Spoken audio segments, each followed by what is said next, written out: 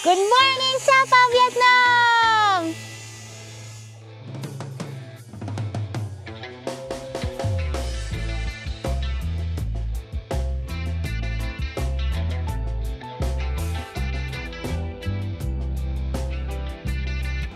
Hi guys! Welcome back to our channel, Kurt Ashing Adventures. And for today's video, itutour namin kayo sa isang hotel dito sa Sapa, Vietnam, which is called Hotel de la Copule.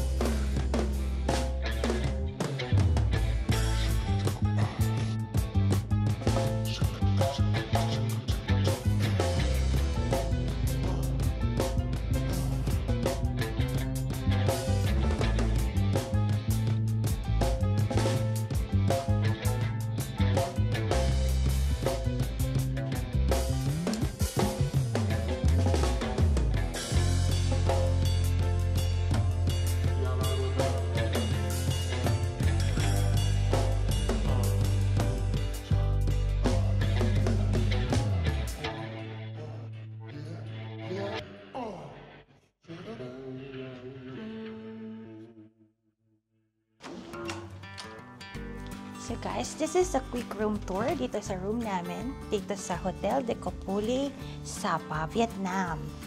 So this is one of the Accor members na hotel. Actually, ito lang yung nag-iisang Accor hotel dito sa Sapa, Vietnam. So upon entering, ito yung makikita ninyo. So this is the bathroom. Over here is the sink. May provided na sila na body cream or yung lotion. Tapos ito yung tsura ng sink nila, and then they provided the towels na din. Over here naman is the toilet. Ayan. The toilet, ayun, may bidet, yun yung tinecheck ko agad. And then, they have tissue here and sanitary bag. Ayan. So, over here, guys, is the shower area. So, makita nyo, there's a shower, tapos provided na nila lahat ng mga toiletries. May shampoo, may conditioner, and body wash. And of course, meron din kami ditong bathtub. Yan. Tapos makita nyo yung shower area nila is transparent siya na glass. Pero para maging private siya, you can use the curtain here. Ayan. Tapos meron pa dito isa. So, ganyan siya. Ayan, so close na siya using the curtain. Yan, ganyan siya gamitin. And over here, guys, is the cabinet. Ayan, oh. So dito sa loob, you can get 2 bathrobes.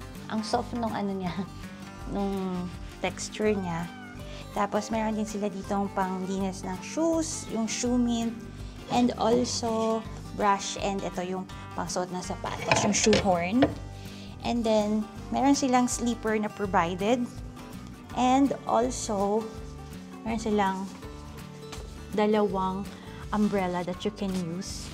And yung plancha. So, sa taas naman, guys, makikita niyo yung dalawa na yan. That's fire escape hood. So, in case magkaroon ng fire, susuotin mo yan para hindi ka makalanghap ng usok. Dito naman, guys, ang kita niyo, they have a full-size mirror para sa mga OOTD checks ninyo. And here, ito yung lagayan ng luggage. Tapos dito na ang ating bedroom. It is a king-size bed. Ayan, ang laki. And malambot yung kama nila dito. Tapos meron din silang provided na phone sa bedside table. And they also have here a sofa na maliit. Yan. And over here, guys, is the TV. Tapos dito makikita natin ang mini fridge. So sa mini fridge, mayroon na siyang mga alcoholic drinks, tapos mga water and soft drinks. Pero according dun sa reception kanina, as platinum member, ang free lang namin is soft drinks. So other than that, pwede, babayaran mo na siya. And then here naman are snacks. So, yung mga snacks din, hindi din siya free. You have to pay for it pag may kinonsume ka.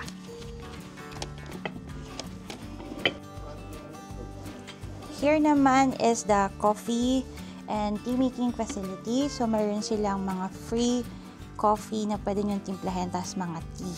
Tapos, nandito din yung teacups nila.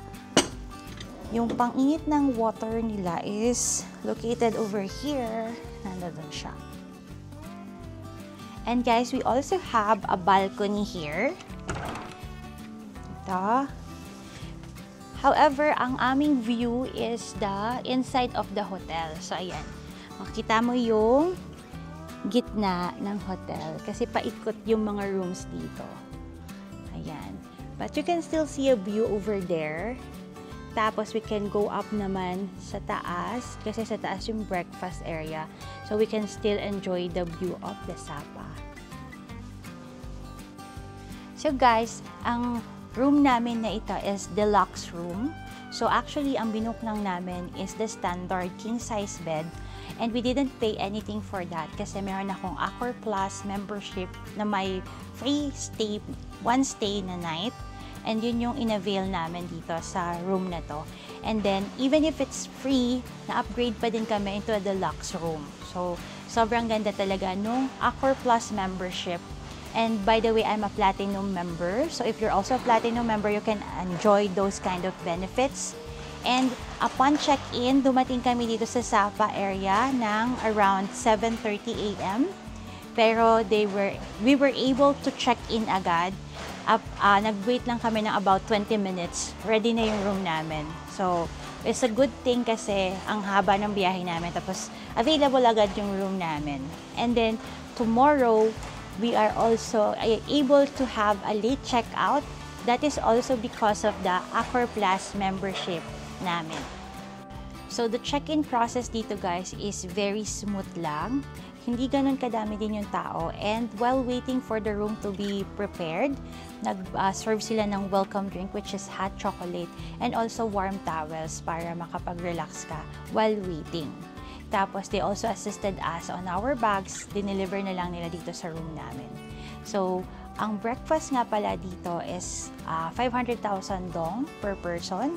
Pero if you are an Accor Plus member, ayun, meron kang 50% off pag dalawa kayo magde-dine in. So, parang isa na lang yung babayaran nyo. So, later on, we will explore other amenities and facilities of this hotel. And we will also try out the breakfast sa 10th floor.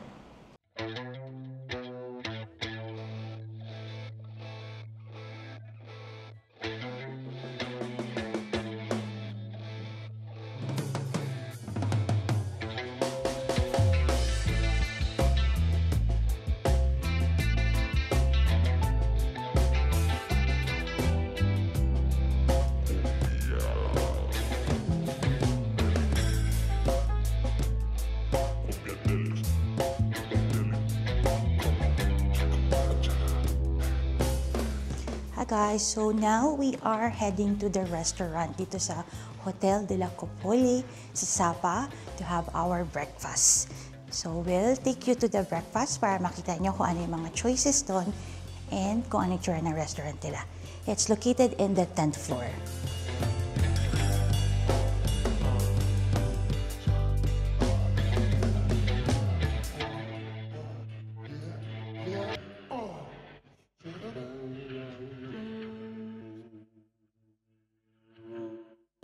So this is the restaurant here at the hotel. This is called Chick.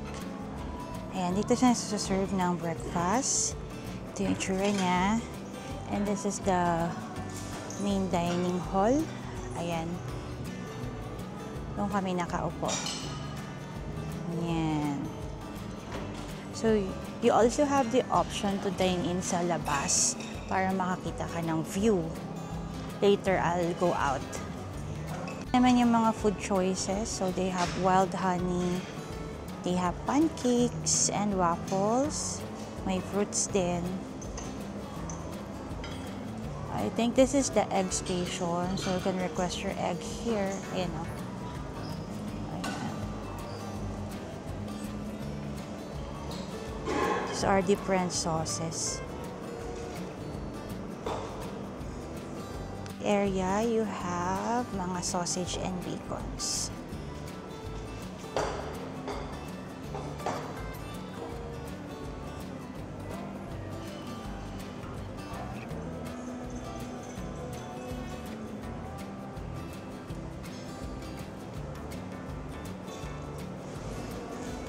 This one is the coffee area, so you can order your coffee here. Ayan. These are other beverage. Meron silang Vietnamese black coffee here na ice, saka coconut coffee. Ayan. Over here are different juices. Ayan, meron silang detox juice, they have watermelon juice, and passion fruit juice, and apple juice, ayan. Meron din sila iba't ibang tea here. You can choose anong tea yung gusto nyo inumin for today. Malaki yung dining hall nila. Super big. Ayan, ang laki. And I think meron pa dong food sa kabila. These are the other food choices. So, ito may mga bread pa sila dito.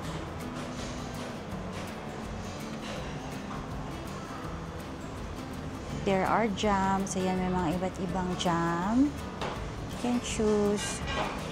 And they have gelato. Ito. They have gelato. Ayan. Over here are the salad. Salad bar naman dito.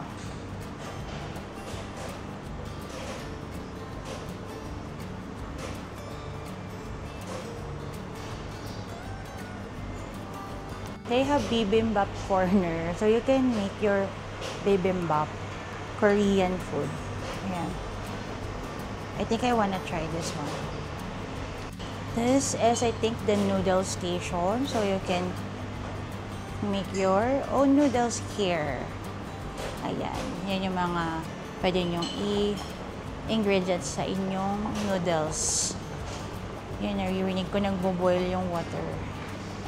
Wow, so nice. Maraming choices ng food. This one naman, they have braised pork. Bigat. Braised pork. Ang bigat. May braised beef din sila. Ang bigat, grabe. Ang bigat. May mackerel din sila. May mga seafood and meat, actually. And madaming mga food choices. Chicken mushroom na soup, and this one is steamed rice. White rice na yun. Ito naman, lentils. What's lentils? Hindi ka alam. Parang sa Indian, yung mga beans lang. And then this is braised tofu mushroom. Ayan. So, ang dami nilang choices ng food.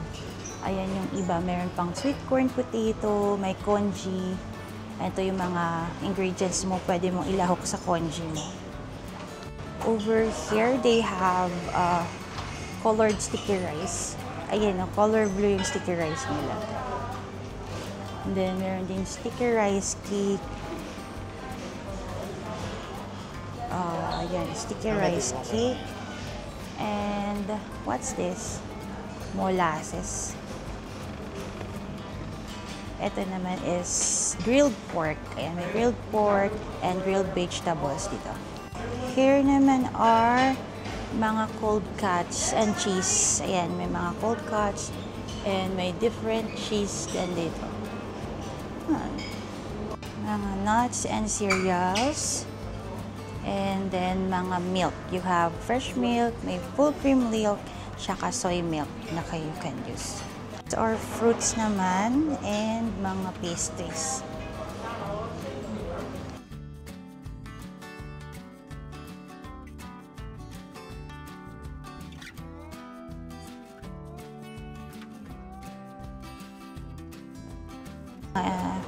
Flavored yogurt, tsaka may plain yogurt din. Yan, ang daming choices ng pastries.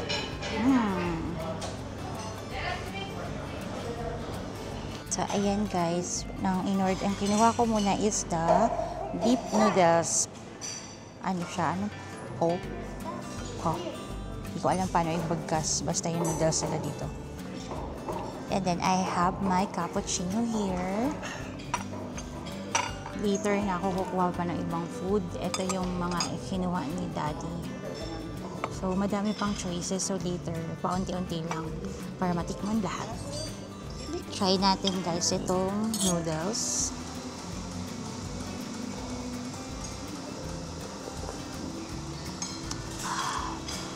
Ang sarap.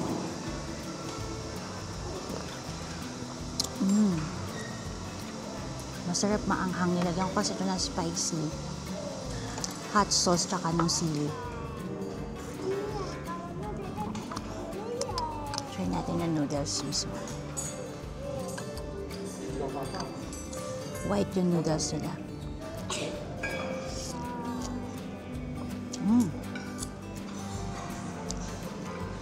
Ang sarap, sobrang soft ng noodles. Rice noodles siya doon. Hindi ko alam kung ano noodles to. Tapos ito yung beef. Yung sobrang white, rice noodles siya malamang. Grabe, ang sarap. We got pancakes and the coconut coffee. Tada! Let's go naman outside the restaurant para makita natin yung view. Ito yung labas ng restaurant. So, pwede din kayo dito mag-dine in. Pag afternoon, pwede dito. Pero ngayong morning, hindi siya nakaset up. Ayan. Very foggy ngayong morning. Ayan o, sobrang fog. That's the Sapa City Center. Ayun.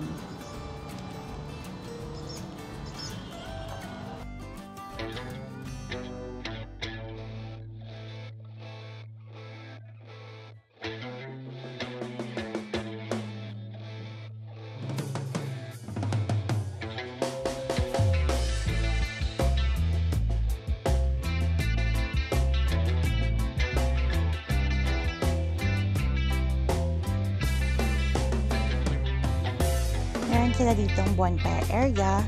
Siguro pagkagabi o kaya pag malamig talaga, pwede kayo dito mag-bonfire. Pero hindi siya nakaset up ngayon kasi morning. Yan.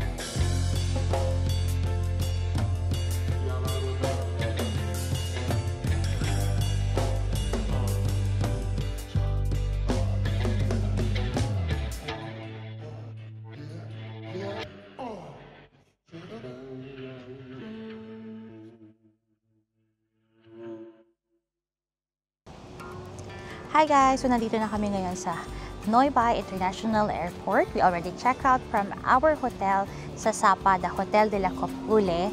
So this is just a quick review about our stay there. So first, the amenities. So nakita nyo naman, they have all the amenities and facilities that you need in a 5-star hotel. Meron silang malaking restaurant. They have a bar.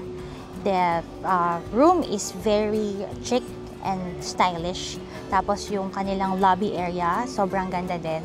And then yung kanilang swimming pool area, they also have a very big swimming pool area, may shower rooms, and indoor yung swimming pool nila and heated as well. So you can go there kapag gusto mo mag-relax lang. And also, high quality din yung kanilang spa. Na-try ko din yung magpaspa sa kanila. And hindi siya ganun kamahal compared to other spa ng mga hotel.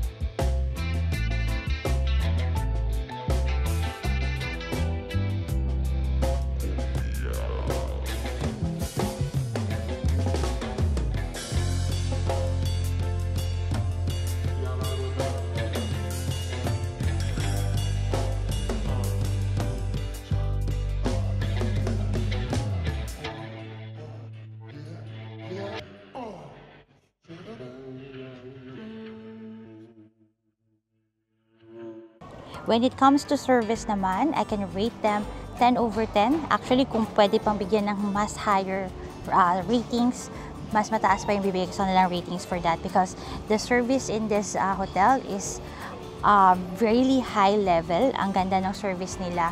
From the check-in process, as a platinum member, they gave me early check-in. So 8:30 pa lang ng morning, na ready na nila yung room ko, and I am already upgraded to a deluxe room.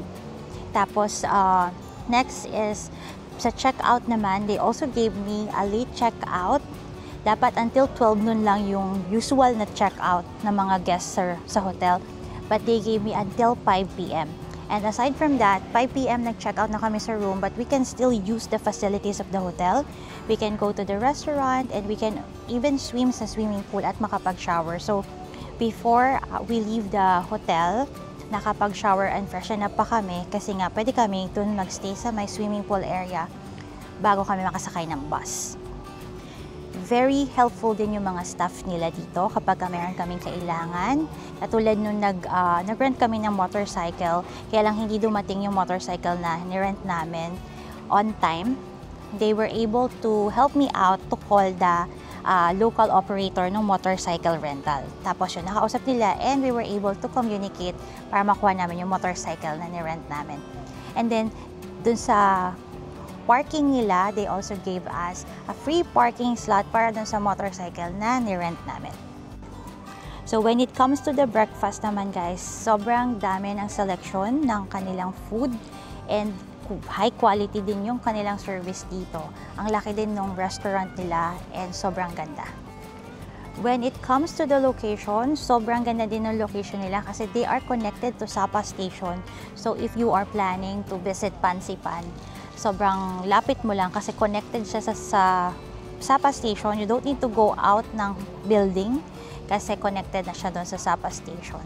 Same thing kapag pauwi ka na galing Pansipan, sobrang dali lang. Lalo na katulad sa amin, sobrang pagod na namin from Pansipan tour. So pagbalik namin, quick na lakad na lang, nasa hotel room na kami. So overall guys, if you will ask me if I will recommend this hotel, definitely 100% we will recommend you to stay in Hotel de la Copule in Sapa because this is really a great hotel. It's gonna be a great experience if you will be traveling to Sapa. Makapag-stay kayo kahit one night dito kasi talagang iba yung quality of service and also yung amenities ng hotel. So yun lang guys, I hope you like this video. And don't forget to like, share, and subscribe to our channel, Kurt Dashing Adventures, where adventure never ends. Till next time, bye!